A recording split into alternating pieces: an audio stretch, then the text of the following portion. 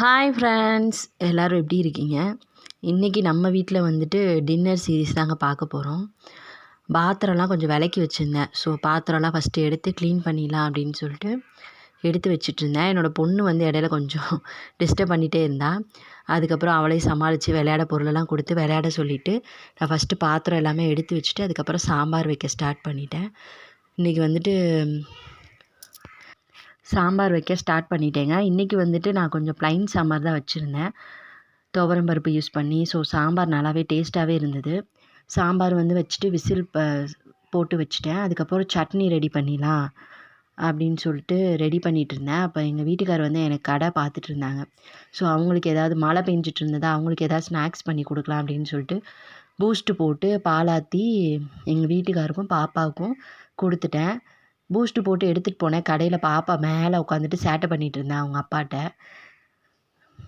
So அதுக்கப்புறம் வந்துட்டு boost 2 பேத்துக்குமே கொடுத்துட்டு சேட்டை பண்ணாத அப்படின்னு சொல்லிட்டு நான் கிச்சனுக்குள்ளே வந்துட்டேன். அதுக்கப்புறம் சட்னிக்கு வந்து ரெடி பண்ணிட்டேன். தேங்காய் சட்னியும் சாம்பாரும் தாங்க இன்றைக்கி நம்ம வீட்டில். ஸோ சட்னியும் அரைச்சி கொத்தமல்லி எல்லாமே போட்டு கொஞ்சம் டேஸ்ட்டாகவே சட்னி அரைச்சி அதையும் எடுத்து வச்சுட்டு நான் தாளித்து வச்சுட்டேன். அதுக்கப்புறம் வந்துட்டு கிச்சனை சுத்தமாக க்ளீன் பண்ணிவிட்டு பாத்திரம்லாம் கொஞ்சம் இருந்தது, மகி ஸ்கூலுக்கு போயிட்டு வந்த டிஃபன் பாக்ஸ் எல்லாமே. ஸோ அதை வந்து தேய்ச்சி எடுத்து வச்சிடலாம் அப்படின்னு சொல்லிட்டு எல்லாமே விலக்கி சுத்தமாக விலக்கி எடுத்து வச்சுட்டேன். சாப்பிட்டோன்னே எப்படி கை கழுவணுமோ அதே மாதிரி கிச்சன் வேலையில் கிச்சனில் வந்து சமையல் வேலை முடித்தோடனே பாத்திரம் தேய்ச்சி வைக்கிறீங்க.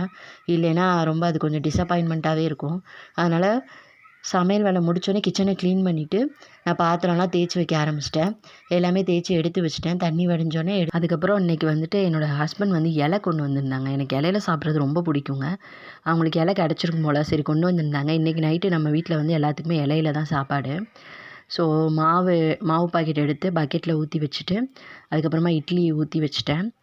இட்லியும் வெந்துருச்சு. இன்றைக்கி எங்கள் வீட்டிலோட டின்னர் இது தான். இந்த வீடியோ பிடிச்சிருந்தா லைக்